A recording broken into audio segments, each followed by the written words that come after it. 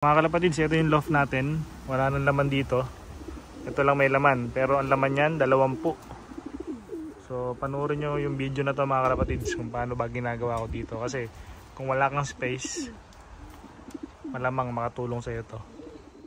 Magpapakain tayo ng ibon. Ito yung pagkain natin. Hindi pa tayo nagpapakain ng flyer mix. Pero ayun na yung mga ibon natin. Paano bang ginagawa dito pag ganito kadami? Simple lang to mga kalapatids. So pag ang ginagawa ko sa ibon natin, bago tayo magpakain, syempre low fly muna. Paliliparin nyo muna yan. So ito, 20 yung ibon natin ngayon dito. So medyo madami-dami. So yung hen, kakak, sila.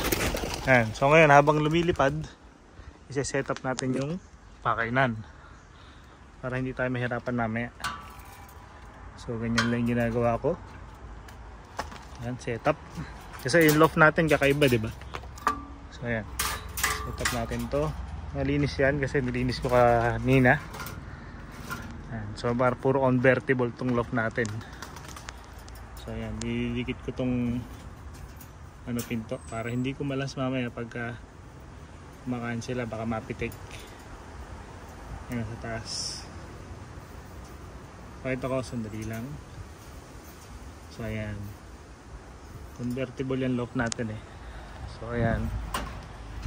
Okay, so ngayon habang lumilipad pa yung mga ibon, mataas-taas pa, 5 minutes lang siguro yan. Nalagay ko na yung pagkain nila dito. Mas marami dito sa side na to kaysa dito. So yung 20 ibon, isang puno nito.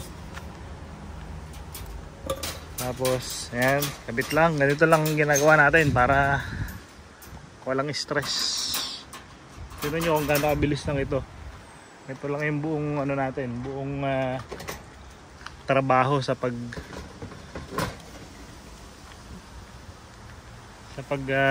aayos ng ibon natin sa isang araw. So kinakabit ko lang yan. Puro improvise yung ating loft eh. So ayan. So ready na. So kung bababa sila, ayan, malapit na bumaba. Dire-diretso itong video natin, walang cut. Tapos yung mga tubigan natin, syempre lalagay na natin dito. Medyo malibag pero naarawan yan, kaya talagang solid yan. Ibig na nila bumaba. So ngayon, naalis na ako dito para pagbaba nila. Ayan, sakto. 2.5 minutes. Shoot. Ayan. Yan lang yung routine natin araw-araw.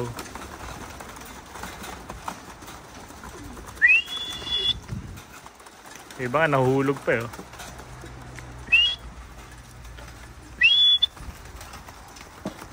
Yan lang yung daily routine natin mga kalapatids. So yung mga hindi na-shoot, ito, mayroon pang, nakapasok mag-isa. Yun yung iwasan natin kasi pag nakapasok siya dito, nasisira yung training. Pero ayan mga kalapatids, kitang-kita nyo naman. So ganun lang kasimple. Tapos na ang isang araw dito sa ibon natin. Wala ka nang kailangan gawin pa dyan.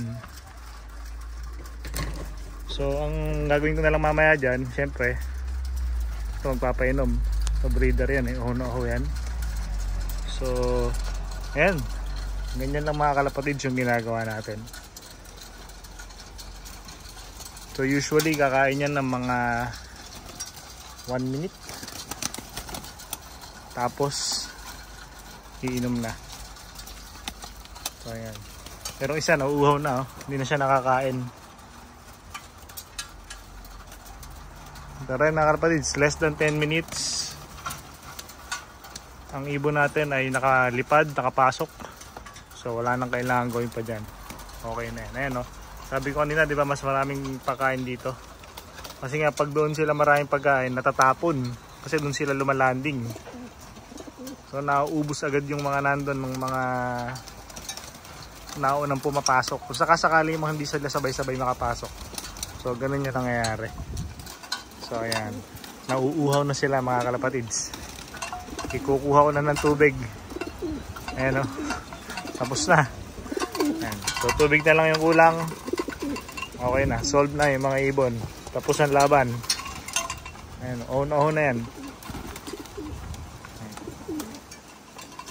Kukuha lang ako ng tubig sandali at itutuloy natin yung video natin. Ang mga kalapatid, ito na yung kaduktong. On na sila. Ganyan na ng mineral water. Ayan, oh. So dalawa yung painuman natin. Kasi ito mapaling. Ayan.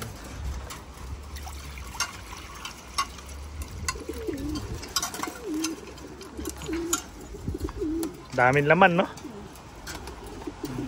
Ayan, pares na yung iba, oh. Nakita nyo, nagpapares-pares na sila. So, ayan. 10 minutes ang uubusin nyo sa isang, sa isang bagsakan. Pero, ngayon, kukunin natin tong pakainan. Balik sa ilalim. Tago na yung pakainan sa ilalim. Isang pakainan. Yung iba mahabol pa kasi gutom. Pag gutom, mabagal silang. Ayan, dito lang yung pakainan natin sa ilalim. So ayan, ganyan lang yung pinto. So ngayon yung kanina, yung ito, di ba? Yung panlock ng pinto.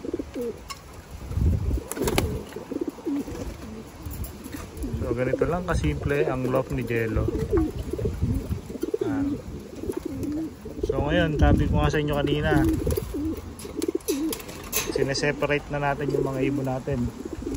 So yung mga tingin kong lalaki dito sa kanan, yung mga tingin kong babae sa kaliwa, tinitira na nila yung mga grits at saka yung mineral. Ayan. So ngayon, paano yung ginagawa natin pag separate? So ganito lang. So, iaaboy lang natin sila sa kabilang side. Ayan.